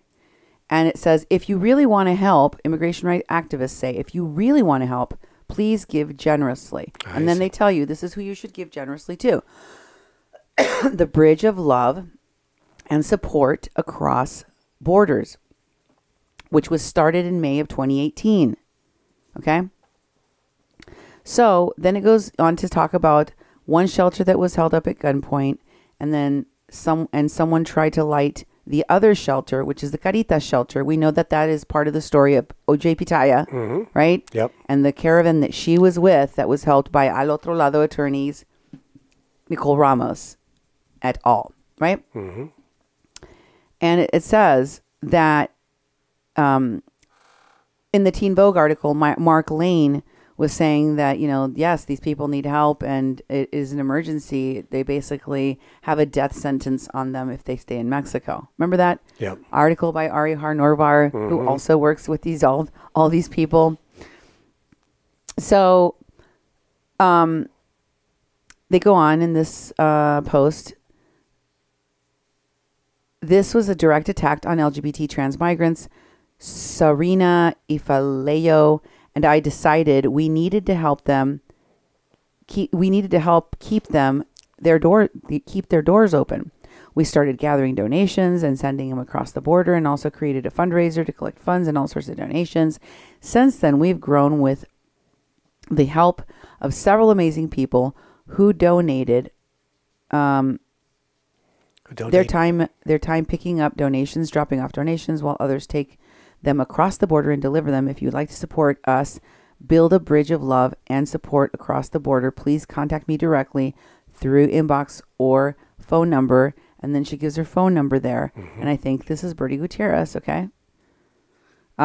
We have created a GoFundMe account to buy much needed supplies, as there are many more migrants, refugees on their way seeking political asylum. Any and all donations are greatly appreciated. So she talks about how she is raising money, and the two shelters that really Caught her attention. The Carita shelter and the LGBTQ shelter. She's directly involved with Pitaya Queen and the LGBTQ caravans. And she's, been involved with the story of that event with the mattress because she talks about it. Then here's immigration rights post leaked. They're posting also about the article in the San Diego 7. Yeah. NBC. Yeah. Yeah. And what did they say? Well, it's basically let the investigations commence. You see, this lightheartedness is kind of Immigration interesting. is like, let's start investigate at Border Patrol because they're breaking the law. Yeah. Now they've gone further. They're saying Border Patrol is breaking the law. Yeah. This is further than we are being hunted or we are being. Yeah. Yes. CBP is breaking the law. Show me the warrants. Yeah. Is it protocol following these incidents to collect evidence that might be needed for future legal actions to determine if the event was orchestrated? The statement read, CBP and our law enforcement partners evaluate these incidents, follow leads garnered from information collected, conduct interviews and investigations in preparation for and often to prevent future incidents that could cause further harm to the public, our agents, and our economy. And then, of course, they have that article that people have been putting out. There's about 4 articles. But, this is kind of the main one that came out yesterday along with a few newscasts talking about it. Mm-hmm. And then finally, a post by Immigration Rights about the ACLU and what their response is to this. It's right there. ACLU. Yeah, I see it. There it is. Immigration rights activist Mitra Abadali, senior staff attorney with ACLU San Diego's Border Litigation Project, said, for years, the U.S. government has issued the pretext of border security to trample on Americans' constitutional rights. This most recent example is just the latest in a steady stream of CBP abuse of authority and once again underscores the dire need for meaningful agency oversight and accountability. There you go. And they got their logo. That's what the ACLU is going to do. Yep. And then there is also these tweets. This one is from Hamid Al-Aziz, who I'm assuming is a BuzzFeed writer. I'm not really sure, but he works at BuzzFeed. Mm-hmm. It says, new House Homeland Security at Benny G. Thompson at Representative Kathleen Rice sent a letter to Customs and Border Patrol Commission today relaying their, quote, great concern about the tracking of reporters' attorneys revealed by NBC San Diego. They want to know why the individuals were on that list, along with other information. Yeah, wouldn't we all? So now we have a request for a congressional inquiry, right? Mm-hmm. Pretty much. We want to know. And here is the second post by BuzzFeed that from Hamid Al-Aziz. Part of this post is the letter. Yeah. It's blurry. It is very blurry. And it is to Customs and Border Patrol that this was sent in Washington, yes. In Washington D.C., yeah, about this list. Oh yeah, express their concern, blah blah blah. Yeah. They want to know what this is about. Yep, tell us. So then there is another post by Jesse Garcia. Remember Jesse Garcia that the authorities in Texas were looking for? Hey, did they ever find him? Jesse Garcia is posting, and he's like posting about the list, right? Yeah, he's the 59 mostly American reporters. And then at the bottom of this post, you'll see that Evan Duke had posted this about, and you knew he was at the sanctuary with, they were together. He posts about Evan Duke. Then keep going. You'll see. Oh, is that it? Yep. I wonder if it was cut off. Okay, here go to Maria Garcia. And she's posting about Robert Reich. This is something straight out of an authoritarian regime. Okay. The Trump administration, Robert Reich, I'm assuming, is saying this. the Trump administration has created a secret database of journalists and other media figures who cover immigration and the border, according to a new report.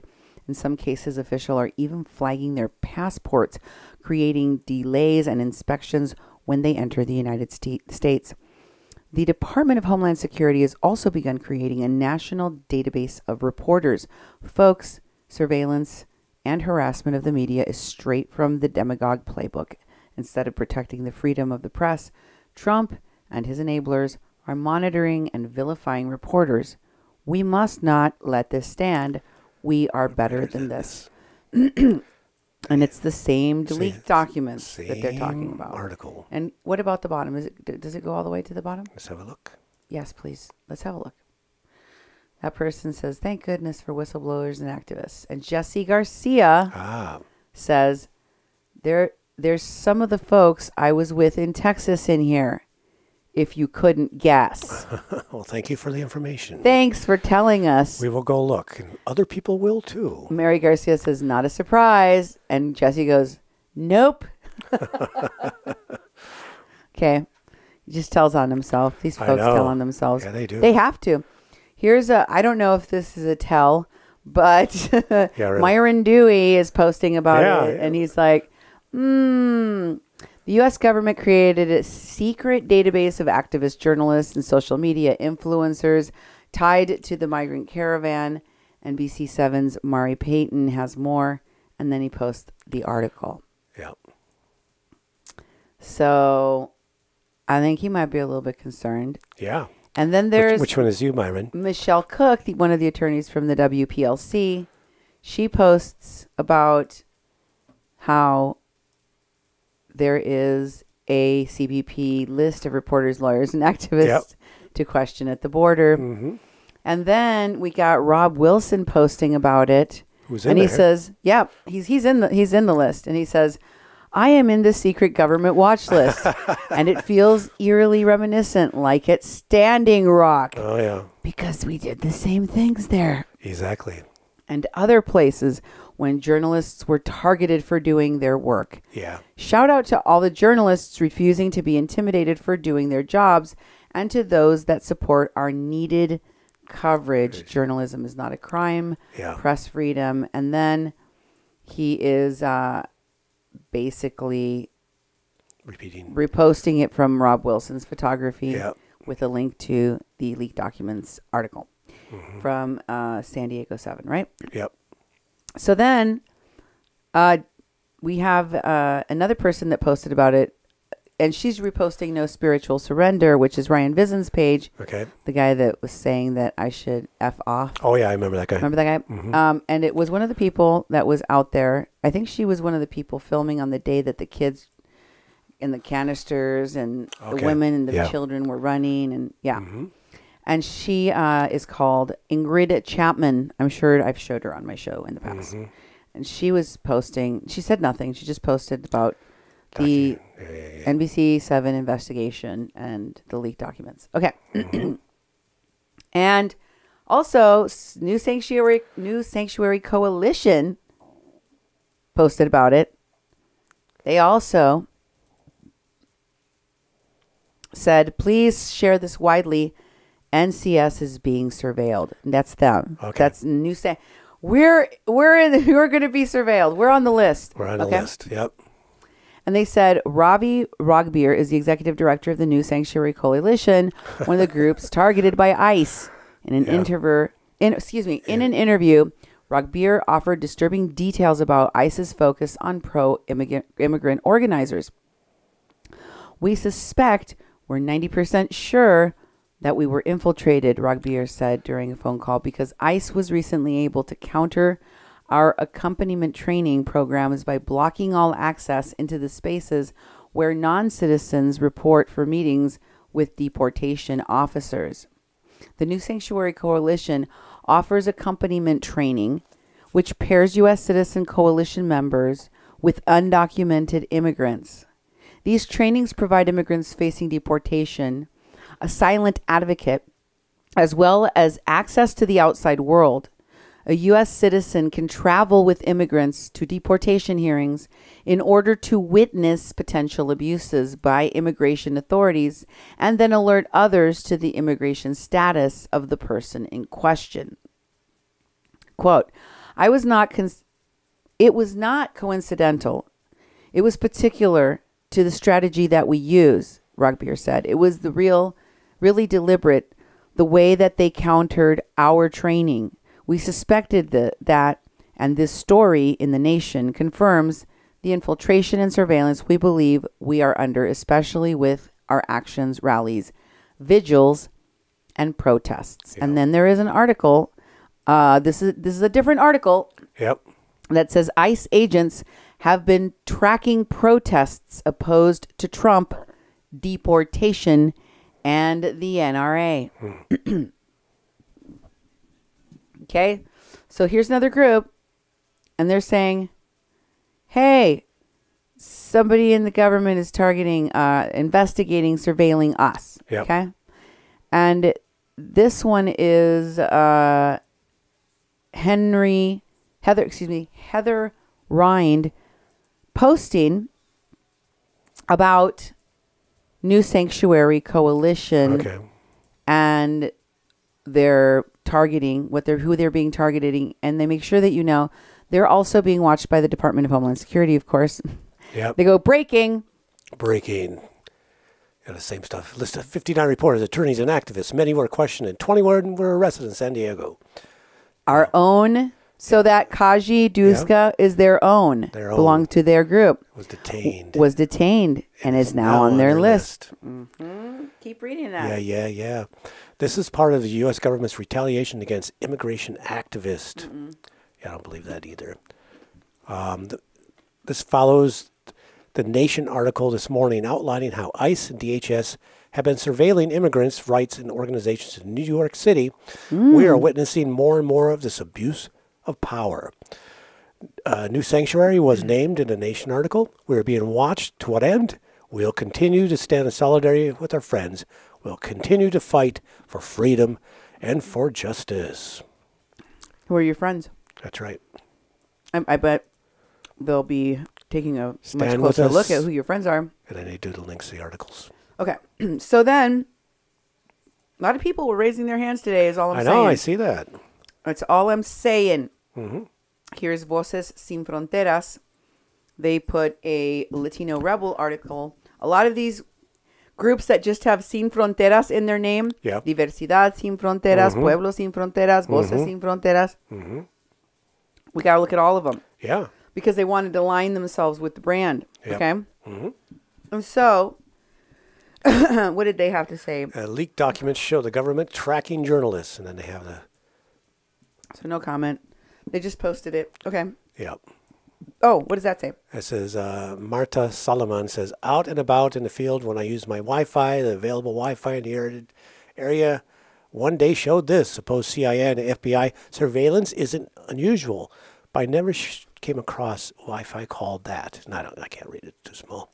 Okay, something about weird stuff. Okay. Yeah, it seemed like possibly off topic. I'd be surveilled too. I wanted to share an article that might give us an idea of who, besides Pueblos Sin Fronteras, and as we know now, Otro Lado, and as we know now, Caravan Support Network are going to be scrutinized more closely and looked at and be possibly on this list of people. And it is from Joe for America. I'll give you the article link. It's titled, Who's Really Behind the Illegal Immigrants, the Migrant Caravan, and Pueblos Sin Fronteras. And it says the MSM claims that Pueblos Sin Fronteras is the group behind the migrant caravan. But who's funding them? Who's really behind it all? And in this article, they ask about who is Pueblos Sin Fronteras. And, you know, I've kind of gone over that with you when I told you that SEGOB and Homeland Security here in the United States and Interpol were investigating them, and that I believed shortly thereafter other groups associated with them, like the Caravan Support Network and Al Otro Lado and others that I've mentioned on my show, were also going to be in that mix. And lo and behold. So they mention individuals like Irineo Mujica in here. They talk about the Family Detention Pro Bono Project named Kira and who the groups are. The 5, I think, groups are that integrate them. And, of course, they mention Alex Mensing and Pueblos Sin Fronteras and the Soros connection. There is one. It's kind of, it's a little bit, but it's in there. It's in there. Yeah. Anyway, go read it for yourself. Take a look at it. And let me show you more about Alex Mensing. Here is his post. So, if you wanted to know, is Alex in there? Yeah. I looked at this article that tells me who else is associated with Pueblos Sin Fronteras. And there's Alex Mensing. And I go to his page and it says, this is my entry into the government intelligence collection entitled San Diego Sector Foreign Operations Branch Migrant Caravan Fiscal Year 2019 Suspected organizers, coordinators, instigators, and media, which is part of Operation Secure Line and was leaked to NBC. I, along with over 50 other human rights defenders, migrants, and journalists, have been targeted by what appears to be a joint U.S.-Mexico intelligence gathering operation. You forgot about Interpol. Yeah, exactly. Which is the equivalent of an anti-immigrant witch hunt. Witch hunt. Oh, wow. Hey, you're stealing Trump's line. Using Trump lines there, yeah. Both migrants and those who speak up and take action against systemic human rights violations have been included. And there are many Central Americans on this list who have already suffered grave consequences, arbitrary detention, and deportation. That's right. This is outrageous. This is further proof that the U.S. and U.S. and Mexican governments are both criminalizing civil society and migrants. I have been sent to secondary inspection by CBP when entering the United States nearly 20 times in the last year. Almost every time I've crossed, and have been put in the concrete cell and interrogated multiple times. I have been asked for my phone, asked why I'm hiding information, asked for my phone. You already said that. Had my notebook scanned, my backpack searched. My friends and colleagues have suffered equal or worse treatment by the Mexican and U.S. governments. Really? How many of your friends? Exactly. Well, guess what? We're going to keep working. I express my solidarity with everyone else out there who's dealing with this harassment. I see you. I support you. Feel free to reach out. Don't give up. Don't give in to the intimidation. Do what your heart tells you is right. Take care of yourself. Take care of your friends, those who work with you. Love your family, love your friends, and la lucha sigue. The fight continues. Thanks to the journalists who've covered this issue, and especially to the journalists who've managed to acquire these documents. It would be ironic if they ended up on the next iteration, of this list, wouldn't it? Oh, yeah, NBC7 is going to be on the list. By the way, they spelt my name wrong. Oh, my God. You got my occupation wrong, says Kitra. And then the other's like, I'm an herbalist. And they're like, I don't want to be called an organizer. I'm a medicine person. That's right. You spelled my name wrong on the list that you want to question me. Yeah. Oh, they called him Alex Messing. Yeah. They don't know who they're messing with in this, you know. Oh my God. Sorry about that. Right? I mean, Alex Messing's name's a little bit misspelled. Then, if you look on his Facebook page, here's from his Facebook page. One of his friends is Christina Mansfield. Christina Mansfield is one of his friends. Scroll down there a little bit. All right. See? There she is. Yep. And if you don't know who Christina Mansfield was, she's one of the only organizations listed in the Information Watch page that we looked at to see what groups funded Pueblos Sin Fronteras. Mm-hmm. And this is for the organization she is from, Freedom for Immigration. Remember? That's the organization we told you was listed on that page as being one of the only organizations that is publicly known to have been raising funds to fund this project of Pueblos Sin Fronteras. And who is one of the people that is the executive director, co-founder of that organization? It is Christina Mansfield, co-executive director, co-founder. Okay? Yep. So, that's interesting, don't you think? Yeah, it is very interesting. Because those people are funding the part that brings the caravans, and they're also funding the nonprofit that goes and visits people in detention and demands that they be given more human rights. That's right. Very strange to be feeding the snake on both ends. Yep, you know? Exactly. Don't you think that's weird? I think this whole thing is weird. And I think that, and it's just striking me. People aren't going into the shadows; they're coming out into the light. And my name was spelled wrong, and my occupation wrong, and it's like, what are they doing? It's like these badge of courage. Remember the badge of courage for being at Standing Rock? Mm-hmm. I was at Standing Rock. Now it's going to be the badge of courage of being, I was with the migrant caravan. And people go, ooh, right. Mm-hmm. One of the people who was swindling people out of millions of dollars.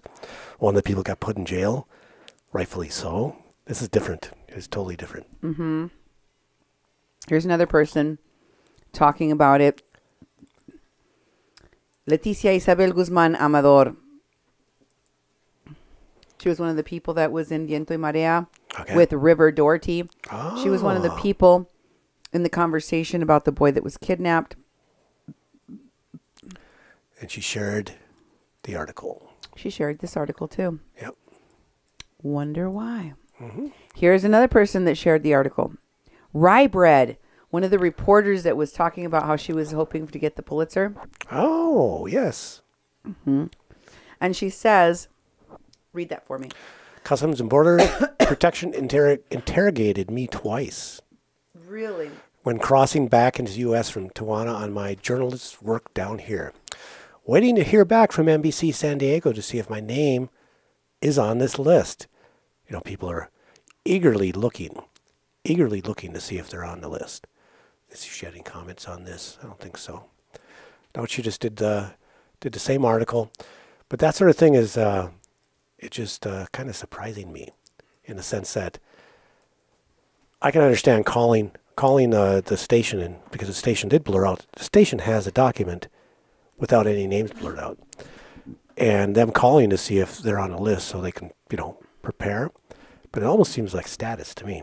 The way people are doing it, because they're doing it so publicly. Why don't you just call yourself? If you're not on the list, whew. If you are on the list, don't go public with it. Come on. I think they know they might be on the list because they're working closely to the people that are on the list. Yeah, that's true. These are all people that we recognize that we've talked about. Yep. Are working together to do this scheme. Mm-hmm. Right? We've been talking about these folks. Right. And I said they have media people, they have clergy. Mm-hmm. They haven't started the category veterans. They don't got they're missing the veterans and the entertainers. That's coming. Those are the people that you're missing on that list. Do you have some of those people on your list? Because I'm just here to tell you. Give me a call. Yeah, really. Call me. I can help you. And then they have Rayanne. Well, this is who Rye Bread is. In case y'all forgot she's Rayanne Mena. This is from her Facebook page. And you can see there that she's posting about the thousands of migrants coming to leave Central America is one of the posts that she has there from March 5th. And I believe she says, check out my latest article for my coverage down in Tijuana. See? Yeah. Told you she was down there writing. Yep. Writing articles, doing media work. And this is, only some of the people that I think have been questioned and are concerned that they're on a list, that they've been identified as working together. Because it's not just that you get questioned at the border and that a bunch of you got questioned at the border. Because I think that these folks were all thinking, yeah, we got questioned, but B, we didn't really tell them a lot and they don't know that we're all working together. But now it's dawning on them that the government does know. Yeah. The government knows a lot more than you thought it knew. Mm-hmm. And you should all be pretty Concerned. You should all be pretty scared that this is happening. But I'm going to continue to reveal these connections. And I know that we took a little extra time today, but I think it was worth it because it's very important information. We're documenting everything. Mm-hmm. And now all of these additional people from this document are in this show. We're getting more of the picture each time. Yep, exactly. So I hope that you guys all tune in to the next show of A Mexican Crossing Lines with your hosts, Cindy Gomez-Schempp. And Duke Gomez-Schempp here. You've been listening to 88.1 FM, KPPPLP Fargo Moorhead, where we are adding local color to your airwaves. Thank you, and good night.